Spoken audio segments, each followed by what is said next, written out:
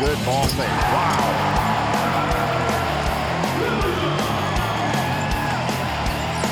Payne at the top, fires from long distance and buried the three. Campaign says I'm a pretty good guard myself. Left side, three on the way. Front of the rim on Payne, but the tomahawk stomp by Williams. It's Sam, throws it up to Frere at the buzzer, and he bangs it in! He bangs it in from 35 feet at the buzzer.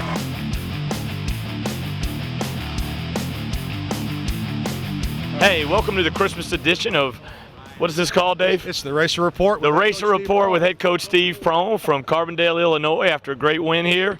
Want to wish everybody in Racer Nation a happy and Merry Christmas, Happy Holidays, Happy Hanukkah, and Happy New Year to everybody out there. I'm going to turn it over to the real host. I'm getting practice because I want to go into TV one day. There you go, there you go. So did you feel as uncomfortable being the host as I was being the guy talking about the game? I hope not, because this is what I want to do one day when I'm done coaching. I want to get into broadcasting and all that good stuff. So, no, I felt good. So excited about this win. This was a great team win. Happy for our guys. Yeah, well, let's just kind of recap what happened here tonight at SIU Carbondale, and this is our Christmas week edition of the Racer Report.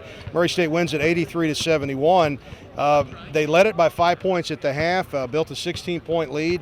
I guess midway through the second half, and then had to stave off a couple of runs from SIU. And we're going to go ahead and roll just some of the tape from that. Your guys showed a tremendous amount of toughness and gutsy play, I thought. They really did. We were in a tough situation. We had two of our big guys in foul trouble. We had to go to our bench with Rambo and Wayne, and then they got tired. We were down a little bit, down 5 or 6. My staff did a great job of saying, hey, Coach, you're going to have to go with those guys, and you need to play some zone.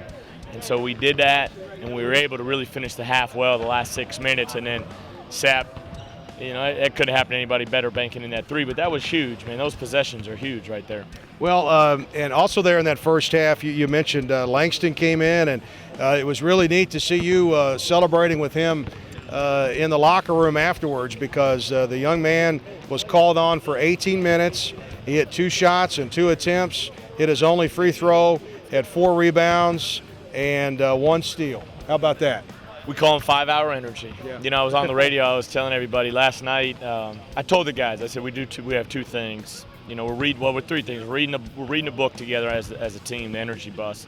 Second thing is last night we had our Christmas gift giving, where the guys each had a partner and they had to give a gag gift or a real gift to their buddy, and then we'll do a talent show or imitations of anybody that they want to in the program when we go to Moorhead for that road trip, not just to do some team bonding, but Flomo gave Wayne, because sometimes Wayne's got to get a little kickstart to get going, and he gave him a case of 5-hour energy. So Flomo got the game ball in the locker room. That was an awesome move on his part. So we get into the second half. You guys played a stretch of defense there at the start of the second half that was pretty darn good, and you got up by 16. Man, I was proud of that effort right there. We were really locked in right there on the defensive end. It was 44-39 at half, and then we opened it up 64-48. So that was huge, but we were really in the gaps. That was such a big key against those guys, because they really like just to put their head down and drive it, and you got to wall up and gap help and make them kick it and then close out short. But we were walling up, we were scrambling, we were helping, we were guarding defending ball screens. The best play of the whole night was when they rotated on the baseline, they kicked it out, helped sink and fill, Sapp stole it, got a layup. I could have headed home right then. Yeah, that was about 14 minutes to go when that happened. But just some of the numbers in this one tonight, and Matt Hall, our producer, he's working in as many highlights here as he can. But, Payne was a perfect night from the free throw line. He had 7 out of 7, 22 points. Jeffrey Moss goes 4 out of 5, 3 out of 4, 10 out of 11. Tied for the team lead with 7 rebounds and 21 points. Seymour, again, comes off the bench and was big with 10 points. And you guys won the boards, 31-25. That's 3 straight games you've won the rebound battle. We're getting better. Going into this game, I always look at the schedule. I thought Southern, two games, they probably should have been about 9-3. They had the SEMO game won, and right. SEMO, fortunately for their sake, they were able to figure out a way to win. And then the New Orleans game at home, that was a game they probably let slip away, and they were up 10 and didn't ever put the game away.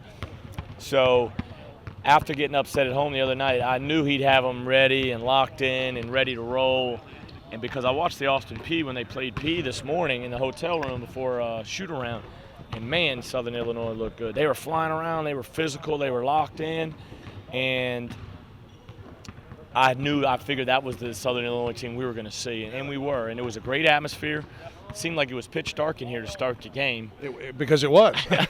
They didn't have all the lights turned on. I kept asking everybody, I said, is this normal? Is this normal? It's so dark, you couldn't see anything. And then finally the lights started getting on. I think somebody forgot to throw the lever. A little bit, yeah. Yeah, there's no question about that. I thought we were playing Lipscomb for a second. Yeah. Okay, so the Racers win this one. Nobody probably got that joke. Well, it's Allen Arena, and it does need some lights. that's for sure. Okay, so let's very quickly go back to the game earlier in the week against Illinois State. That ended up being an 89-77 win against Illinois State.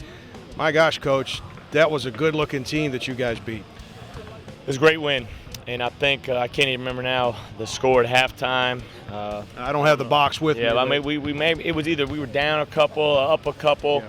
Yeah. I tell you what, we were down. We were down. I think we were down by five. Yeah. 42-37. And I thought our second half we were really good. I think we outscored them by 20. With 15 seconds to go, we had outscored them second half 52-32. But great program, great team. And we caught a break with them a little bit. They had a couple guys banged up, but it still was a super win. And that was a tough game that we had to really respond in the second half, show some character, show some toughness, guard a little bit better. And we did that second half. And, you know, we were able to extend our lead and get a good win against a really good team. A real physical Missouri Valley team. Jarvis Williams, I think he had 21 points in that game. He was really big. But, Coach, in that game, maybe we're starting to see you talk about developing your bench, and maybe they're coming along. They have. They're getting better. Here they come right here. Yeah. 5-hour energy. He won't look back. Hey, 5-hour. There he is. Hey, but maybe your bench is coming along, getting better. Wayne, that was huge to get that from him. That gets me a lot more confidence in him. It's funny, you know, and I may have already said this because I just talked on the radio, but Coach Small and I, he had the scout, and we were talking. He said, hey, you're going to have to throw Wayne in there at some point. We're going to have to get him some more experience. Yeah. And tonight was a great opportunity, and the best thing about it is he responded. He responded to the moment. He was huge. He made big plays for us. Rambo did some good things. And then Seymour's coming along. The one guy, you know, Flomo, and I'm tough on him. Just you gotta be tough on your point guards. Yeah. And you know, and you got to expect the most from those guys because they're the ones that run your team. And part of it is, you know, Cam's in front of them. So, you know, I probably don't give him as much leeway. But I thought in the second half he came in a 4-minute stretch and played really well for us. Well, it's hard to take Cam off the floor.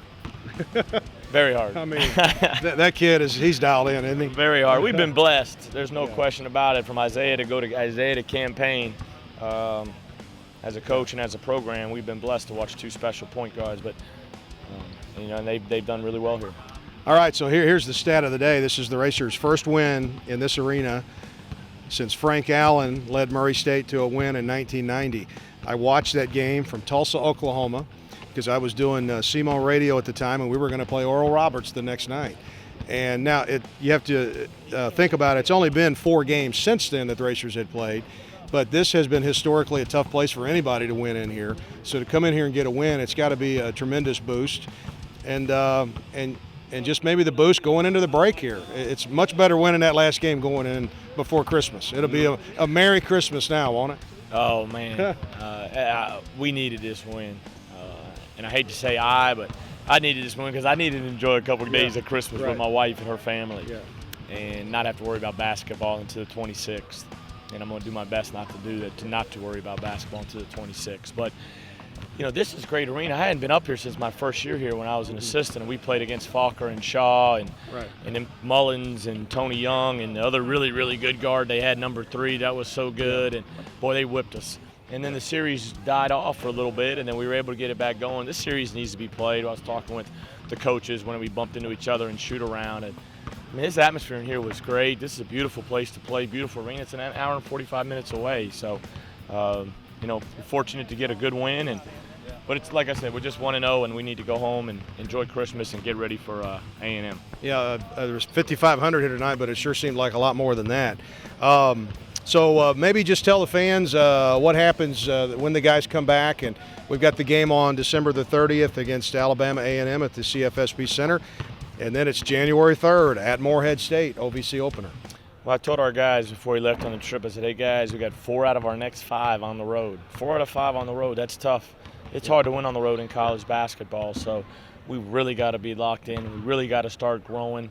I talked to the team today about drawing near, and it's the holiday season, and everybody kind of draws near to Jesus right now with the holidays and his birth. We need to continue to draw near to become a better team and close-knit team, and so this was a big win. Now we only have 3 out of 4 on the road. When we come back, we'll take these days off. They'll get off the 23rd, 24th, 25th. They'll get back on campus the night of the 26th. We'll work out a little bit, get their rust out of them. We'll go twice on the 27th, twice on the 28th. Not sure if we'll go twice on the 29th or yet or not. And then we'll play the 30th. But when we get back on campus, it'll be all about us. On the 29th, we'll spend a little bit of time with A&M, and then at our shoot-around on the 30th, it'll be about A&M. But it's got to be about us. All right, Coach. Appreciate you doing an impromptu Racer Report here. No problem. Merry Christmas. All right, glad to be the host tonight. Thanks. Okay. Racer Nation. See you, Dave. All right, head coach Steve Prohm, and we'll say goodbye here from the SIU Arena, where Murray State runs their winning streak to 7 straight games. We'll see you next time on the Racer Report. Nice hedge job. Pass to the right side. It's Farrell going inside, put it up, missed it, but slammed in on the follow by Jarvis Williams. Dribbles, looks right to Sapp. They leave him open for the 3, and he made a pay. Knocks it down. He goes through 2 defenders, spins, puts it up, left it short, and on the rebound, the Racers have it. It's Williams. He'll throw it to Moss for 3. Good! Barely drew the bottom of the net. Right side, Campaign thought of shooting a 3, steps in for the 18-footer, and he banks it in. That's that hesitation dribble. It's so good. He got to the three-point line. Lavender in the lane, and it knocked away by Moss, and Payne leads a 2-on-1 break for the lob. Stomped in by Sapp! Payne can't use it to shoot right, but goes inside of the pick and roll. Langston stumbles across the lane, finds Seymour to Moss, left corner 3, it's good! There's the extra pass, Neil, that the Racers have been famous for. And it's an 18-all game. On top, Tyler Rambo muscles his way in, forced it up and in. That's when he's at his best, kind of throwing it up there, and he drew the foul. Right side, Campaign tied at 20, under 10 minutes to go. Payne gets it to Langston, down low, put it up and in with the left hand on the baseline, and O'Brien fouled it. What? Caroline with 5.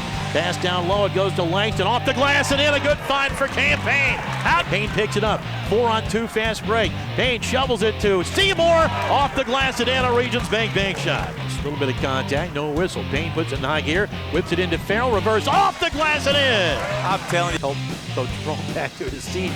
Didn't want him to get teed up. Lob to the mid-block, it goes to Jarvis Williams. Puts it on the floor twice, puts it up, rattles in by O'Brien. Farrell drives inside, throws right corner 3 by Moss. Good! He hit another! Campaign drove the gap, Neil, and the defender had to come help, and he unselfishly pitched it ahead, and Moss drilled it. To the far sideline, it's Payne. Another screen by Langston. Leaves Payne free for the 3, and he drained it. Big basket for the Racers right there. Free throw missed. Langston rebounds. He finds Payne down to 3 seconds. 2. It's Sapp. Throws it up to Frere at the buzzer. He banked it in! He banked it in from 35 feet at the buzzer. How about that, Kenny? I tell you what, TJ Sapp caught it, turned and pivoted, falling out of bounds, and kissed it off the glass for the 3. What a way to go to the locker room. 44-39.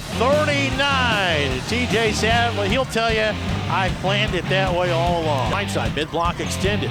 It is Williams backing down O'Brien. Left-handed hook up and in. There it is. Give it to him on the block and let the big fella work. Deficit. Now Payne, deep 3. Good! The man fell down. No contact, so Payne says, I'll just jack a 3 up then. Dribbles out front, got the 5 count going, whips it across the lane, off the glass and into Rambo. Baseline, cut off, and it's stolen. Great anticipation by Sapp. Runs the fast break, lays it off the glass and in for a Regents bank shot. Up, no good, tipped it again, no good, and finally it comes to Sapp. Racers want to run, they don't have odds. He leaves it to Moss, finger roll, up and in, a Regents distance bank shot, and he drew the contact. 2 out of the timeout. Long lob pass comes to Payne. Passes up the 3 for the one-hand runner in the lane and dump it in. He finds Flomo down to 9. Seymour, top of the key 3. Good! He hit it! He had his feet set. Pretty much 8 feet out. Langston gets a rebound, and that's your final. And how about this? The Racers push the winning streak to 7 straight by handing SIU the most lopsided loss ever at SIU Arena by a Murray State team. 83-71, the Racers with the victory. The Racer Report with Steve Prohm is brought to you by Ruth Brothers Wine and Spirits, serving you for 50 years with 2 locations in Paducah, Kentucky. And by Pepsi Mid-America. Sign up today at Pepsi.com to earn Pepsi Experience points and earn rewards. And by Campus Evolution Villages in Murray, the best in student living. Call 270-767-1818 to plan your tour today. And by Kentucky Community and Technical College System. Higher education begins here.